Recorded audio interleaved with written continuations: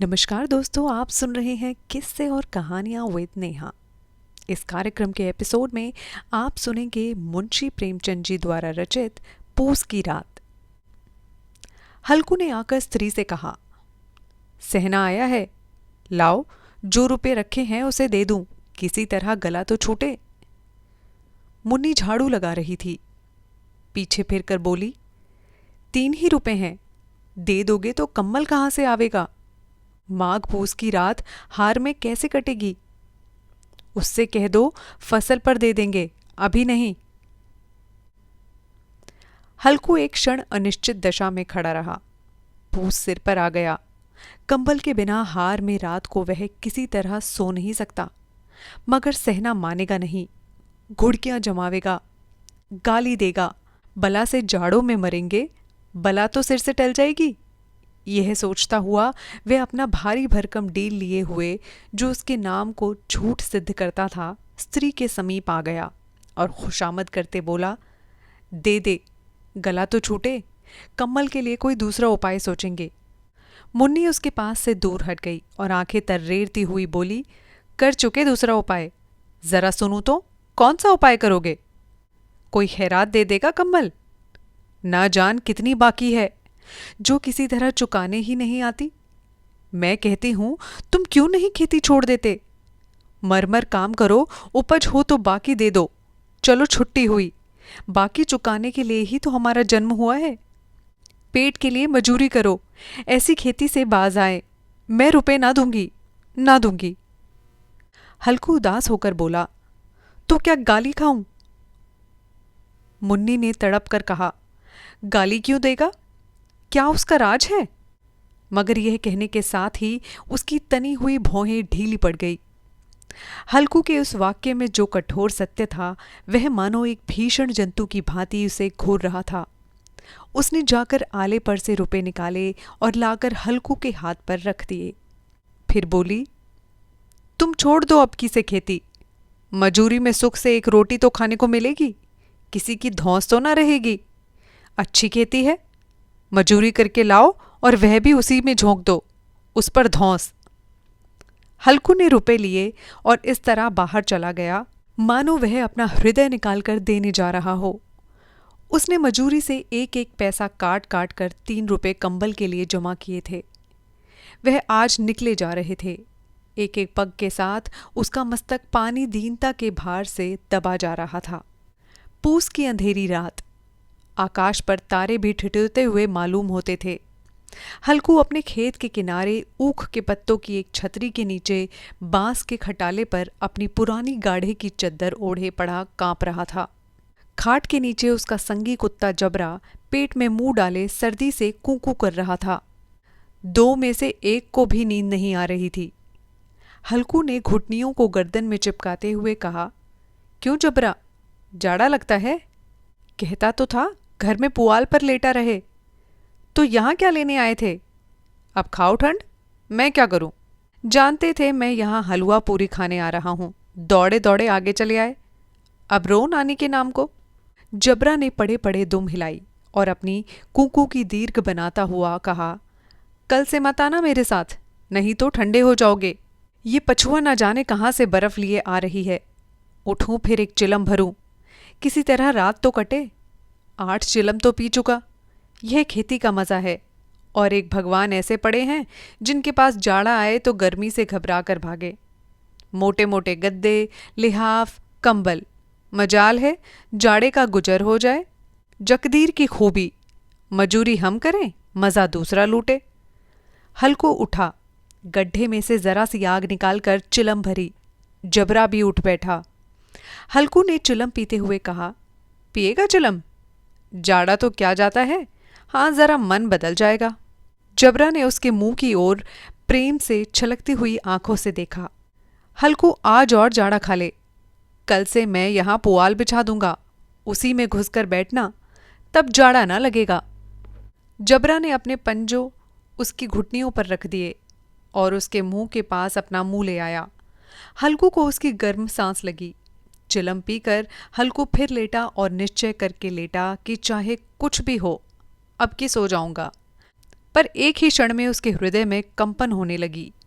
कभी इस करवट लेटता, कभी उस करवट, पर जाड़ा किसी पिशाच की भांति उसकी छाती को दबाए हुए था। जब किसी तरह ना रहा गया, उसने जबरा को धीरे से उठाया और उसके सिर को थपथपाकर उसे अपनी गोद में सुला लिया। कुत्ते की देह से जाने कैसी दुर्गंध आ रही थी, पर वह उसे अपनी गोद में चिपटाए हुए ऐसे सुख का अनुभव कर रहा था जो इधर महीनों से उसे ना मिला था। जबरा शायद ये समझ रहा था कि स्वर्ग यही है, और हल्कू की पवित्र आत्मा में तो उसे कुत्ते की प्रति घृणा की गंधक तक न थी। अपने किसी अभिन्न मित्र या भाई को भी वह इतनी ही तत्परता से गले लगाता। वह अपनी दीनता से आहत न था जिसने आज उसे इस दशा को पहुंचा दिया। नहीं, इस अनोखी मैत्री ने जैसे उसकी आत्मा के सब द्वार खोल दिए थे और उनका एक एक अणु प्रकाश से चमक रहा था। सहसा जबरा ने किसी जानवर की आहट पाई। इस विशेष आत्मीयता ने उसमें एक नई स्फूर्ति पैदा कर दी थी जो हवा के ठंडे झोंकों को तुच्छ समझती थी। वह झपट कर उठा और छपरी से बाहर आकर भूखने लगा। हल्कू ने उसे कई बार चुमकार कर बुलाया, पर वह उसके पास ना आया। हार में चारों तरफ दौड़ दौड़ कर भूखता रहा। एक क्षण के लिए आ भी जाता तो तुरंत ही फिर दौड़ता। कर्तव्य उसके हृदय में अरमान की भांति ही उछल रहा था। 1 घंटा और गुजर गया। रात ने शीत को हवा से धधकना शुरू कर दिया। हल्कू उठ बैठा और दोनों घुटनों को छाती से मिलाकर सिर को उसमें छिपा लिया। फिर भी ठंड कम न हुई। ऐसा जान पड़ता था सारा वक्त जम गया है। धमनियों में रक्त की जगह हिम बह रही है। उसने झुककर आकाश की ओर देखा। अभी कितनी रात बाकी है। सप्तऋषि अभी आकाश में आधे भी नहीं चढ़े। ऊपर आ जाएंगे तब कहीं सवेरा होगा। अभी पहर से ऊपर रात है। हल्कू के खेत से कोई एक गोली के टप्पे पर आमों का एक बाग था। पतझड़ शुरू हो गई थी। बाग में पत्तियों का ढेर लगा हुआ था। हल्कू ने सोचा चलकर पत्तियां बटोरूं और उन्हें जलाकर खूब तापूं। रात को कोई मुझे पत्तियां बटोरते देखे तो समझे कोई भूत है। कौन जाने कोई जानवर ही छिपा बैठा हो, मगर अब तो बैठे नहीं रहा जाता। उसने पास के अरहर के खेत में जाकर कई पौधे उखाड़ लिए और उनका एक झाड़ू बनाकर हाथ में सुलगाता हुआ उपला लिए बगीचे की तरफ चला। जबरा ने उसे आते देखा, पास आया और दुम हिलाने लगा। हल्कू ने कहा, अब तो नहीं रहा जाता जबरू, चलो बाग में पत्तियां बटोर कर तापे। टाटे हो जाएंगे तो फिर आकर सोएंगे, अभी तो बहुत रात है। जबरा ने कूं कूं करे सहमति प्रकट की और आगे बगीचे की ओर चला। बगीचे में खूब अंधेरा छाया हुआ था और अंधकार में निर्दय पवन पत्तियों को कुचलता हुआ चला जा रहा था। वृक्ष से ओस की बूंदें टप टप नीचे टपक रही थीं। एकाएक एक झोंका मेहंदी के फूलों की खुशबू लिए हुए आया। हल्कू ने कहा, कैसी अच्छी महक आई जबरू, तुम्हारी नाक में भी सुगंध आ रही है। जबरा को कहीं जमीन पर एक हड्डी पड़ी मिल गई थी। उसे चिंचोड़ रहा था। हल्कू ने आग जमीन पर रख दी और पत्तियां बटोरने लगा। जरा देर में पत्तियों का ढेर लग गया। हाथ ठिठुरे जा रहे थे, नंगे पांव गले जाते थे और वह पत्तियों का पहाड़ खड़ा कर रहा था। इसी अलाव में वह ठंड को जलाकर भस्म कर देगा। थोड़ी देर में अलावा जल उठा। उसकी लौ ऊपर वाले वृक्ष की पत्तियों को छू छू कर भागने लगी। उस अस्थिर प्रकाश में बगीचे के विशाल वृक्ष ऐसे मालूम होते थे मानो उस अथाह अंधकार को अपने सिरों पर संभाले हुए हों। अंधकार के उस अनंत सागर में यह प्रकाश एक नौका के समान हिलता मचलता हुआ जान पड़ता था। हल्कू अलाव के सामने बैठकर आग ताप रहा था। एक क्षण में उसने दोहर उतारकर बगल में दबा ली और दोनों पांव फैला दिए, मानो ठंड को ललकार रहा हो, तेरे जी में आए सोकर। ठंड की असीम शक्ति पर विजय पाकर वह विजय गर्व को हृदय में छिपा न सकता था। उसने जबरा से कहा, क्यों जब्बर, अब ठंड नहीं लग रही? जब्बर ने कू कू करके कहा, अब क्या ठंड लगती ही रहेगी। पहले से यह उपाय ना सूझा? नहीं इतनी ठंडी क्यों खाते? जब्बर ने पूछ हिलाई। अच्छा आओ इस अलाव को कूद कर पार करें, देखें कौन निकल जाता है। अगर जल गए और बचे तो मैं दवा ना करूंगा। जब्बर ने उस अग्नि राशि की ओर कातर नेत्रों से देखा। मुन्नी से कल ना कह देना, नहीं लड़ाई करेगी। यह कहता हुआ वह उछला और उस अलाव के ऊपर से साफ निकल गया। पैरों में जरा लपट लगी, पर वह कोई बात ना थी। जबरा आग के गिर्द घूमकर उसके पास आकर खड़ा हो गया। हल्कू ने कहा, चलो चलो, इसकी सही नहीं, ऊपर से कूद कर आओ। वह फिर कूदा और अलाव के इस पार आ गया। पत्तियां जल चुकी थी। बगीचों में फिर अंधेरा छा गया था। राख के नीचे कुछ कुछ आग बाकी थी, जो हवा का झोंका आ जाने पर जरा जाग उठती थी, पर एक क्षण में फिर आंखें बंद कर लेती थीं। हल्कू ने फिर चादर ओढ़ ली और गर्म राख के पास बैठा हुआ एक गीत गुनगुनाने लगा।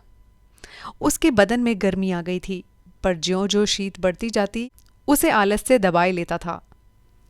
जबरा जोर से भौंक कर खेत की ओर भागा।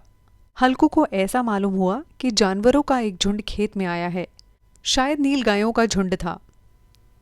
उनके कूदने दौड़ने की आवाजें साफ कान में आ रही थी। फिर ऐसा मालूम हुआ कि खेत में चर रही हैं। उनके चबाने की आवाज चर चर सुनाई देने लगी। उसने दिल में कहा, नहीं, जबरा के होते कोई जानवर खेत में नहीं आ सकता। नोच ही डाले, मुझे भ्रम हो रहा है। कहाँ, अब तो कुछ नहीं सुनाई देता। मुझे भी कैसा धोखा हुआ। उसने जोर से आवाज लगाई, जबरा, जबरा। जबरा भूखता रहा, उसके पास ना आया। फिर खेत के चर जाने की आहट मिली। अब वह अपने को धोखा न दे सका। उसे अपनी जगह से हिलना जहर लग रहा था। कैसा ददाया हुआ बैठा था। इस जाड़े पाले में खेत में जाना, जानवरों के पीछे दौड़ना असहाय जान पड़ा। वह अपनी जगह से ना हिला। उसने जोर जोर से आवाज लगाई, हिलो हिलो हिलो।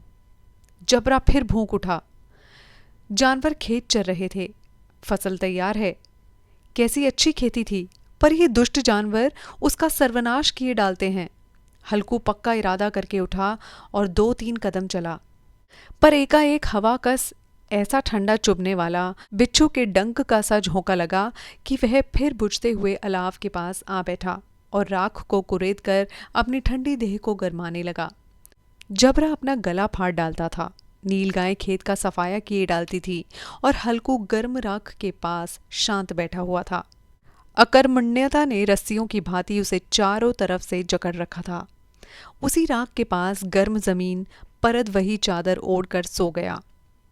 सवेरे उसकी जब नींद खुली तब चारों तरफ धूप फैल गई थी और मुन्नी कह रही थी, क्या आज सोते ही रहोगे? तुम यहां आकर रम गए और उधर सारा खेत चौपट हो गया। हल्कू ने उठकर कहा, क्या तू खेत से होकर आ रही है?